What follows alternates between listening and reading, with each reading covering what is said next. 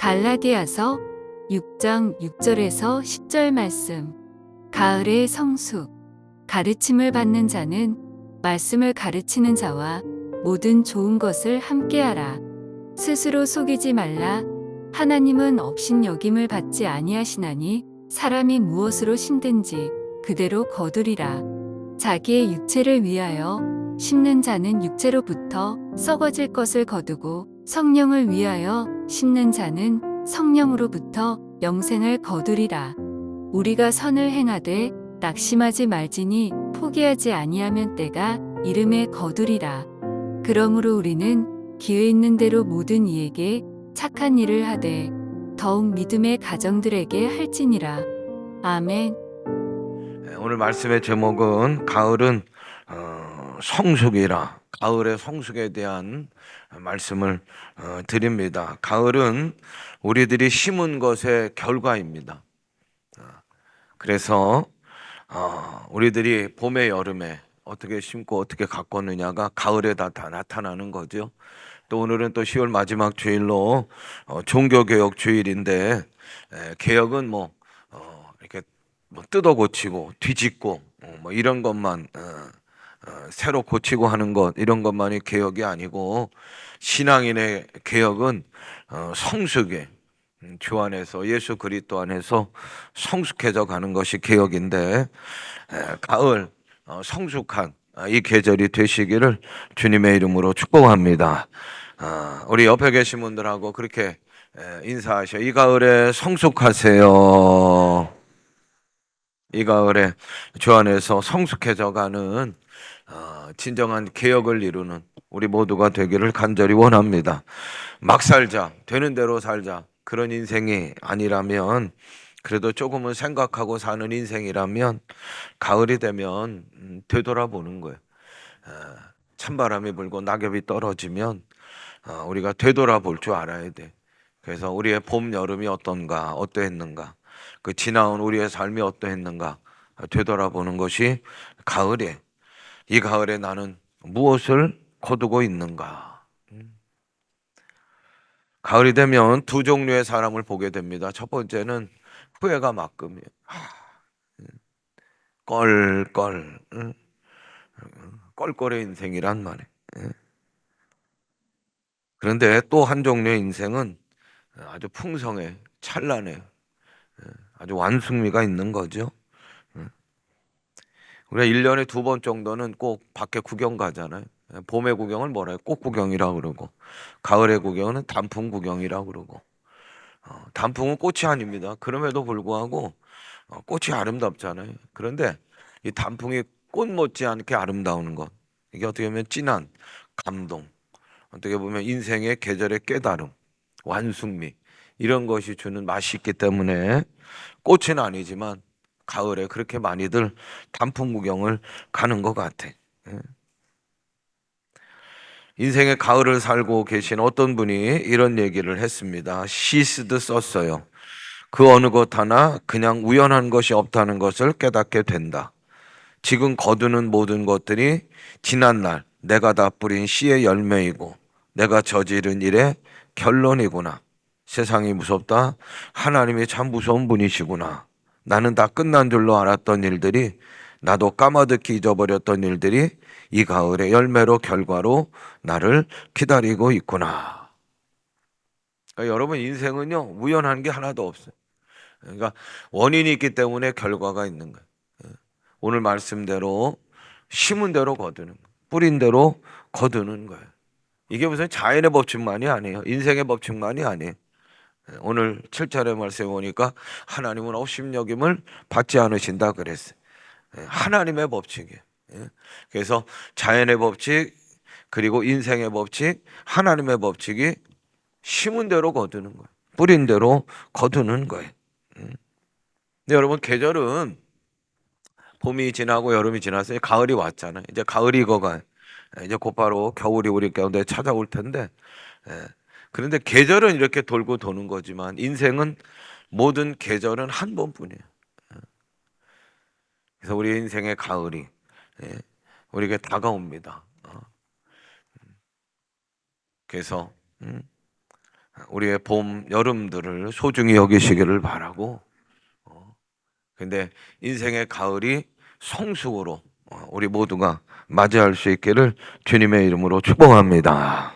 우리 옆에 계신 분들하고 그렇게 인사하셔요. 후회 없는 가을을 준비합시다. 후회 없는 가을을 준비하시길 바래. 오늘 7절의 말씀에 보니까 하나님은 업신여김을 받지 아니하시나니 사람이 무엇으로 심든지 그대로 거두리라. 오늘 심은 것을 우리 인생의 가을에 거두게 되는 거예요. 오늘을 잘 사는 거예요. 오늘을 진지하게 사는 거예요. 오늘을 하나님 기뻐하시는 일들 가운데 심는 거예요. 그럴 때 그 모든 것이 우리 인생의 가을에 성숙으로 우리들이 찾아오는 거예요. 인생의 가을을 성숙으로 맞이하려면 첫 번째로 한번 따라합니다. 은혜의 삶을 사셔야 돼. 제가 지금까지 설교는 다 강해 설교였어요. 본문을 딱 하면 그냥 본문을 쭉 해석하는 설교인데 오늘은 제목 설교, 제목을 딱 놓고 그 다음에 성경 구절을 이렇게 찾아서 그 첫 번째 은혜의 삶을 사는 거예요. 그 이제 사무엘하 9장의 말씀에 보면은 통일왕국의 이제 왕이 이스라엘 통일왕국의 왕 다윗에 대한 얘기가 나와요. 지금까지도 이스라엘 땅 가운데 역사 가운데 가장 찬란했던 그런 나라는 이스라엘 가운데는 이 다윗 왕의 통일왕국 시대입니다. 전쟁에 나가면 100번을 싸워서 100번을 이기는 거예요. 뭐 다윗 왕이 나왔다 그러면 아예 싸움도 못 해보고 다 그냥 도망가는 그런 형국이 다윗 왕 통일왕국 시대의 일이란 말이에요. 그러니까 싸움하는 게 뭐예요? 이건 엄두도 못 나고 와가지고 조공을 바친 우리 좀 잘 봐달라고 우리를 좀 잘 지켜달라고 오히려 다윗 왕 시대 때는 모든 나라들이 옆에 있는 나라들이 그렇게 했어요. 그러니까 이 통일왕국 시대의 다윗 왕이 자기의 지난 날을 좀 되돌아보는 거예요. 참 다윗의 여러분 가을은 알다시피 참 완숙미가 있고 어떻게 보면 참 성숙함으로 다윗은 다윗의 인생의 가을을 맞이해. 지금 이스라엘 사는 사람들에게 특별히 젊은이들에게 가장 존경하는 사람이 누구라고 하냐면 서슴지 않고 10명이며 8사람 이상이 다윗이라고 그래요. 이스라엘 나라 국기를 보면 그 안에 별 하나가 있어요. 이 별이 상징하는 게 뭐냐? 다윗이라고 하는 별을 얘기하는 거예요. 그렇듯이 다윗이 그의 가을을 성숙하게 맞이하는데 이 다윗이 다윗의 가을을 성숙하게 맞이했던 비결이 뭐냐면 이 통일 왕국 뭐 누구도 상대할 사람이 없는 그런 아주 높임을 받는 왕의 시절에 다윗이 자신의 뒤를 되돌아봤다는 거예요. 내가 이렇게 높임을 받게 된 지난 날의 일들을 이렇게 좀 되돌아봤다는 거예요. 근데 되돌아보는데 두 사람이 떠올라요. 한 사람은 사울 왕이고 한 사람은 요나단이 요나단. 근데 사울 왕과 요나단은 어떤 관계입니까? 사울의 아들이 요나단. 요나단의 아버지가 사울인데 그런데 떠오를 때마다 아주 정반대. 사울 왕은 다윗을 죽이려고 했던 원수 같은 거. 사울 왕 생각하면 그냥 몸서리가. 그런데 요나단을 생각하면 따뜻해. 왜? 자기가 위기가 있을 때가 있어요. 자기가 힘들 때가 있어요. 죽을 고비가 있었지만 요나단이 아주 그냥 잘 도와줘가지고 요나단 때문에 살아난 것이 다윗이. 따뜻함이 있어요. 요나단을 생각하면 고마움이 있어요. 그런데 반대로 사울 왕을 생각하면 막 몸서리가 쳐지는 거예요. 그때 자 우리 사무엘하 9장 1절을 보세요. 같이 읽어요. 다윗이 이르되 사울의 집에 아직 남아있는 사람이 있느냐?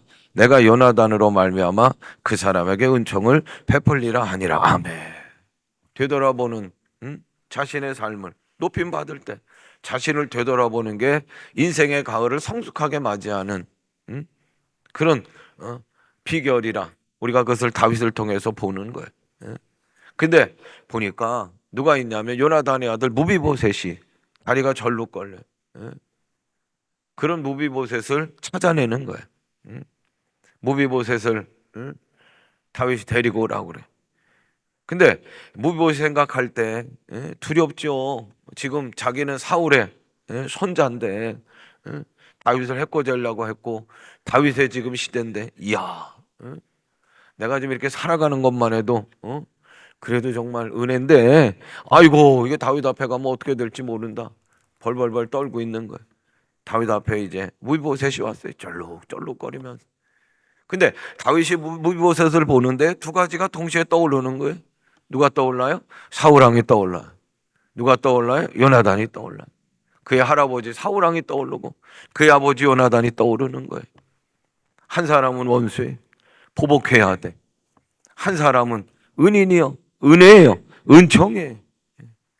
그런데 다윗의 위대함은 보복을 택한 것이 아니라 은혜를 은총을 택했다는 거야. 할렐루야. 은혜의 삶을 사는. 여러분, 우리가 지난 날을 되돌아봐. 봄, 여름을 되돌아보고 지난 날의 삶을 되돌아보면 우리도 떠오르는 게 있어요. 다 좋은 것만 떠오르겠어요? 다윗처럼 사울왕의 경우도 떠오르는 거예요. 그러나 우리의 선택은 인생을 가을을 성숙으로 맞이하기 위해서 필요한 것이 뭐냐? 다윗처럼 은총을 택하고 은혜를 택하는 은혜의 삶을 살아가는 것이 되는 줄로 믿습니다. 보복이 아니에요. 보복이 아니에요. 다윗은요 충분히 보복할 수 있어요. 그 지난 날의 한 뿌리를 다윗은 넉넉히 할 수 있어요. 그러나 그렇게 하는 것이 아니에요. 다윗의 인생의 가을이 성숙이 되기까지 그는 지난 날을 되돌아본 것이고 그리고 그 속에서 은혜를 택하는 은혜의 삶을 살아가는 다윗이었다는 거예요. 무서워 말라. 무비보셋이 막 무서워서 떠는 거예요. 현찮은 몸에 내가 반드시 내 아버지 요나단을 인하여 내게 은총을 베풀리라. 내가 네 할아버지 사울왕의 밭을 다 내게로 돌어주겠고 또 너는 항상 내 밥상에서 같이 밥을 먹으리라. 아멘. 마리아 앤더슨이라고 하는 아주 유명한 흑인 가수가 있어요. 우리나라 내한했고 예전에 제가 한번 소개한 분이에요. 그 홀리 나이 뭐 이래 거룩한 밤 아주 그 찬송을 너무너무 감동적으로 우리나라 내한에서 그렇게 전한 그 마리아 앤더슨이라고 하는 흑인 여자 가수인데 그녀는 아주 가난한 집에서 태어났고 흑인이에요. 흑인이고 가난한 가정에서 태어난 이 마리아 앤더슨은 그 교육을 받을 기회들도 적었고 그런데 특별히 재능이 하나 있는데 그 찬양의 재능이 있었대. 노래 잘하는 재능이 있어요. 그래서 교육은 제대로 받지 못했지만 교회에 와서 찬양대에서 찬양하는 일을 했어요. 그런데 그 찬양대원들이 이 소녀의 그 찬양을 듣고 너무너무 귀하는 거예요. 여기서 이럴 게 아니라 저 특별한 재능을 가지고 있으니까 우리가 후원회를 조직해가지고 더 공부할 수 있는 기회를 만들자. 그래가지고 후원하고 그래서 좋은 대학에 공부할 수 있는 그런 기회도 주고요. 마침내 대형 가수가 된 거예요. 그래서 첫 번째 그 독창회를 가졌는데 뉴욕의 맨하튼 홀에서 독창회를 가졌대. 그런데 거긴 거기가 다 백인들이 참석했는데 끝나고 나서 박수를 보내기보다는 막 악평을 했다는 거예요. 저게 남자 목소리야, 여자 목소리야. 그러니까 허스키한 그런 목소리가 매력인데 막 그렇게 비난하는 거예요. 소프라노도 아니고 엘터도 아니고 저게 무슨 노래라고 하고 있어. 아이고 독창에 잘못 왔다. 막 그냥 악평을 한 거예요. 그랬더니 이 마리아 앤더슨이요 기가 팍 죽어가지고 그리고 그냥 뛰쳐나와가지고 침대에서 엉엉 울면서 뭐라고 소리 지르냐면 나는 더 이상 노래 안 한다고. 나는 더 이상 찬양 안 한다고. 그냥 기가 죽은 거예요. 그랬는데 기를 살리고 다시 정말 위대한 하나님을 찬양하는 그런 찬송의 가수가 된 것은 그런 딸을 바라보며 눈물을 흘리며 그리고 격려했던 어머니가 있었기 때문이라는 거예요. 그 어머니가 얘기하기를 뭐냐면 비평도 있지만 악평도 있지만 우리의 현실이 그런 걸 어떻게 하니? 그러나 너를 위해서 기도했던 그 찬양대 그 후원의 한 사람 한 사람들을 기억해야 한다. 그들이 너를 위해 기도하고 또 물질로 후원하고 얼마나 사랑하고. 이 마리아 앤더슨이요, 그 어머니 얘기를 듣고 비평하고 악평하는 걸 받은 게 아니라 자기를 위해서 기도했고 후원했고 사랑을 베풀었던 그 교회의 그 찬양대 후원회를 기억하면서 일어나기 시작하는, 숨을 쉬기 시작하는 거야. 정말 이 땅에 한두 명 나올까 말까 하는 정말 위대한 세계적인 가수 마리아 앤더슨이 된 거예요. 따라합니다. 위대함보다 은혜가 먼저입니다. 그렇죠? 여러분, 위대함이 좋은 거예요. 성숙이 좋은 거예요. 여러분들의 가을이 성숙하기를 바라고 여러분들의 가을이 위대하기를 주님의 이름으로 축복합니다. 그러기 위해서 중요한 건 순서가 있는 거예요. 위대함보다 은혜가 먼저예요. 은혜가 먼저. 은혜의 삶을 살아가는, 은혜를 선택하며 살아가는 여러분들이 되시기를 간절히 원합니다. 하나님은 업신여김을 받지 않으셔. 하나님은 은혜를 베푸시기를 좋아해.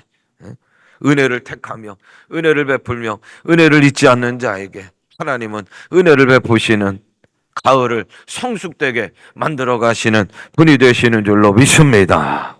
두 번째로 따라합니다. 너의 떡을 물 위에 던지라. 위대한 인생을 살았던, 가을을 맞이했던 다윗의 아들은 솔로몬이. 전도서 11장에 보면 이 내 떡을, 내 식물을 물 위에 던지라. 솔로몬의 이야기가 나와.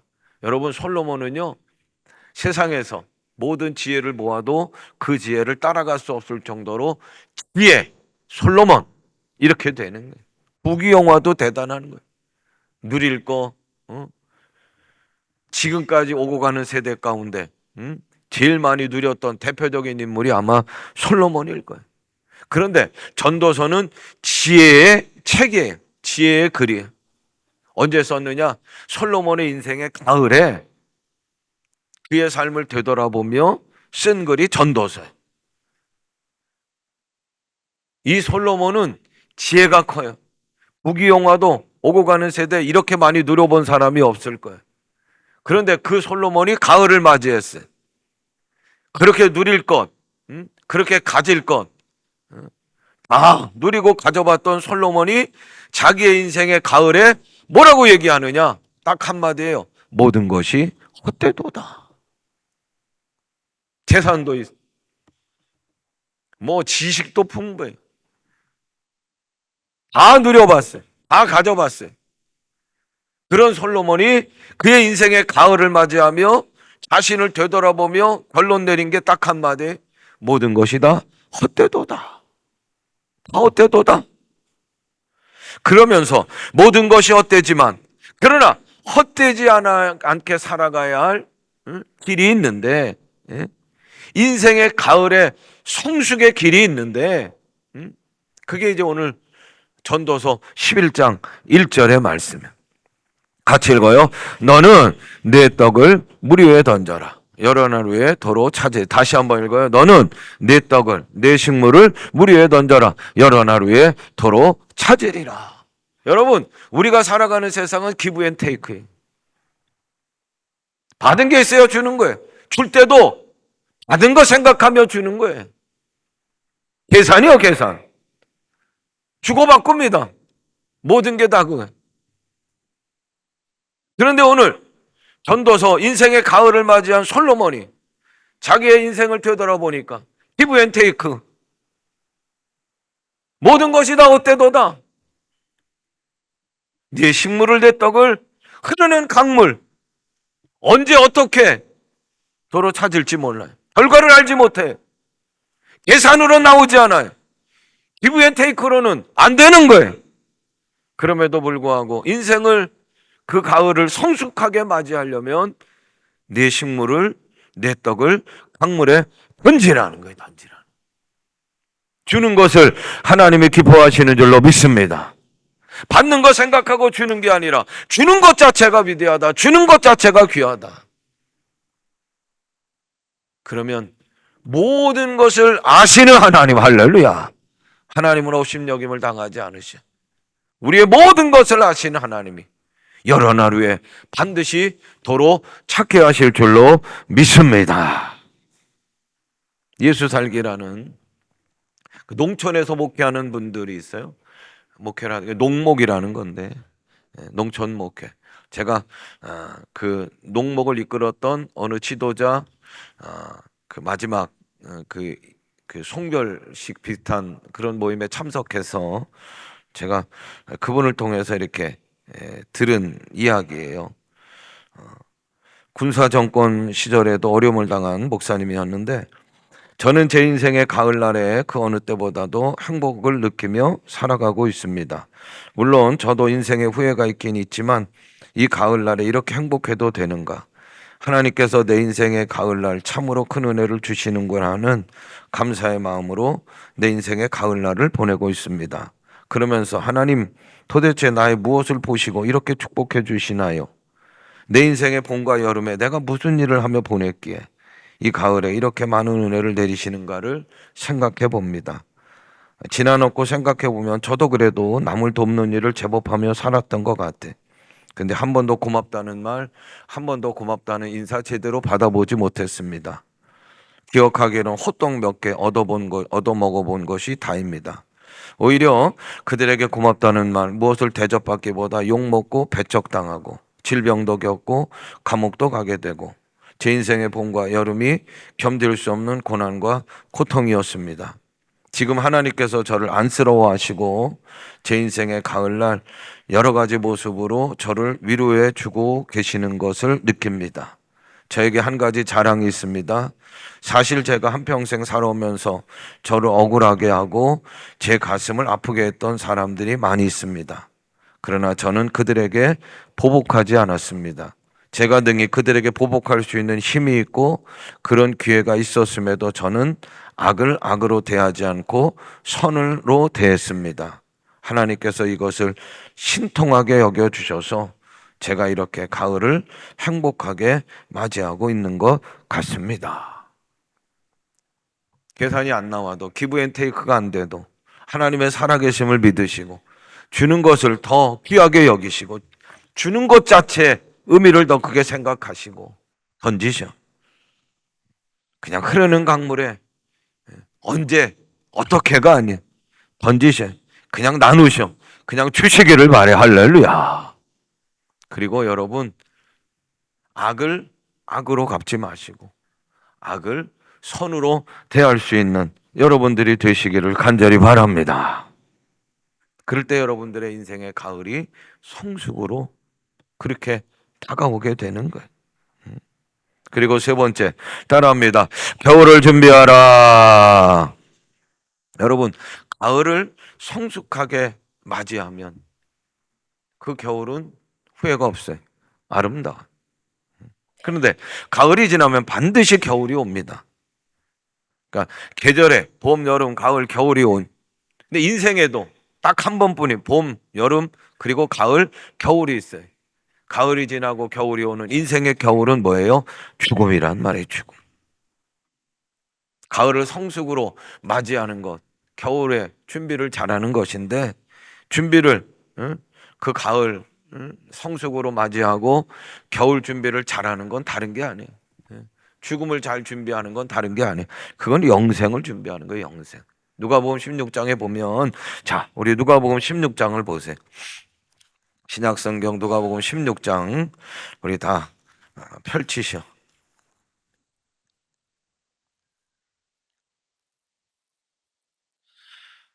19절을 봅니다. 123쪽입니다. 누가복음 16장 19절. 우리 찾으신 분들 읽어요. 시작. 한 부자가 있어 자색 옷과 고운 베옷을 입고 날마다 호화롭게 즐기던. 부자만 사는 게 아니에요. 이 세상은. 또 자 20절 같이 읽어요. 그런데 나사로라 이름하는 한 거지가 헌데 투성이로 그의 대문 앞에 버려진 채. 부자가 살아요? 막 부자가 돈이 많으니까 맨날 잔치하고 살아요. 그런데 부자만 사는 세상이 아니요. 나사로 같은 거지가 있어. 개처럼 살아요. 개처럼. 그런데 자, 두 사람 다 어떻게 됩니까? 22절 같이 읽어요. 이에 그 거지가 죽죠. 그리고 천사들에게 받들려 아브라함의 품에 들어가고 부자도 죽어 장사되는 거예요. 거지는 죽어서 천사들에게 받들려 아브라함 품에 천국에 안게. 근데 똑같이 인생의 길을 걸어가요. 누구든지 다 인생은 죽음을 맞이하는, 인생의 겨울이 찾아오는 거예요. 그런데 거지 나사로는 죽어 천사가 받들어 아브라함 품 천국에 들어가고, 그런데 부자는 어떻게 됩니까? 장사됐어요. 23절 같이 읽어요. 그가 음부에서 고통 중에 눈을 들어 멀리 아브라함과 그의 품에 있는 나사로를 보고, 그래, 음부 지옥에 들어가는 거예요. 부자는 너무 고통스러운 거예요. 너무 뜨거운 거예요. 그래서 멀리 보이는 아브라함에 부탁합니다. 아이고, 손가락 좀 물을 찍어서 한 방울이라도 찍어서 내 타는 입술에다 좀 적셔달라고. 그런데 음부는 어떤 곳이냐? 이 물 한 방울도 허락되지 않는 고통스러운 곳이 지옥인 거예요. 부자가 후회하고 뉘우치고 그리고 절규하고 탄식하면서 마지막으로 아브라함에게 부탁합니다. 알았습니다. 그럼에도 불구하고 아브라함이요, 내 마지막 소원입니다. 지금 당신 품에 있는 나사로를 우리 형제들에게 좀 보내셔서, 나는 이렇게 고통받는다고 하더라도, 나는 이렇게 지옥에 왔다고 하더라도 우리 저 형제들은 지옥에 있는 건 모릅니다. 나처럼 똑같이 살다가 이 지옥에 올 텐데 마지막 부탁했습니다. 당신 품에 있는 나사로를 보내요. 저 세상에 살고 있는 우리 형제들은 지옥에 오지 않도록 좀 해달라고. 그렇게 얘기할 때, 자, 우리 16장 29절 말씀 보세요. 같이 읽어요. 아브라함이 이르되 그들에게 모세와 선지자들이 있으니 그들에게 들을지니라. 아니야, 나사로는 되돌아갈 수가 없어. 그러나 그 밑에는, 이 땅에는 모세와 선지자들의 말들이 있어요. 모세와 선지자들의 말의 종합, 성취.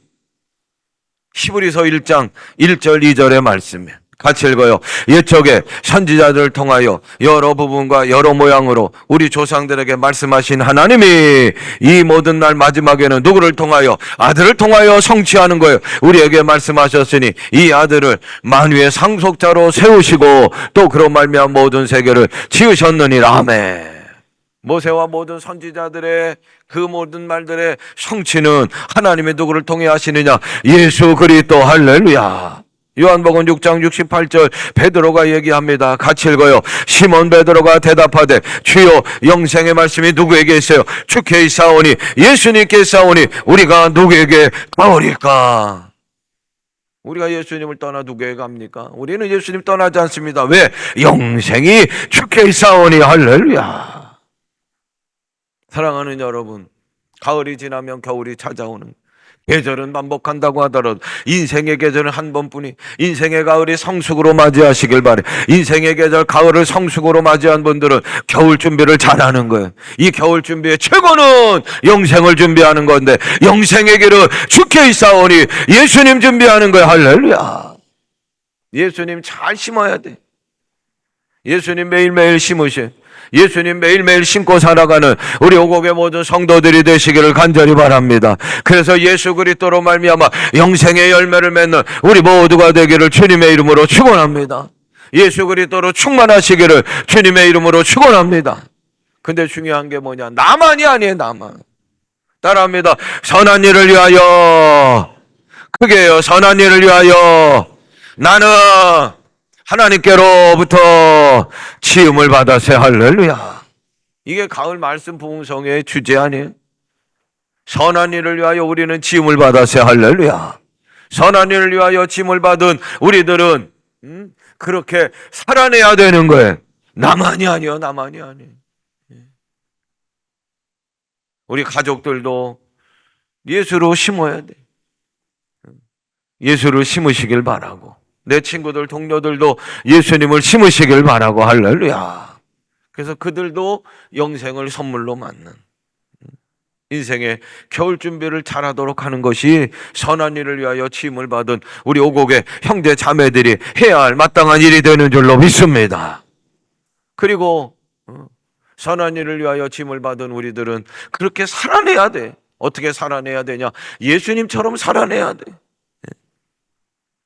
믿음 위에 덕을 세우는 거야. 할렐루야.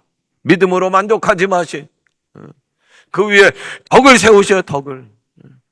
그래서 선한 일을 위하여 지음받은 하나님을 기쁘시게 하는 덕스러운 열매들을 이 가을에 많이 맺어가는 인생의 가을을 성숙으로 맞이하는 우리 모두가 되기를 주님의 이름으로 축원합니다. 우리 다 일어나시. 그 찬양단 앞으로 나오시고 우리 옆에 계신 분들하고 그렇게 인사하겠습니다. 가을을 성숙으로 맞이하세요.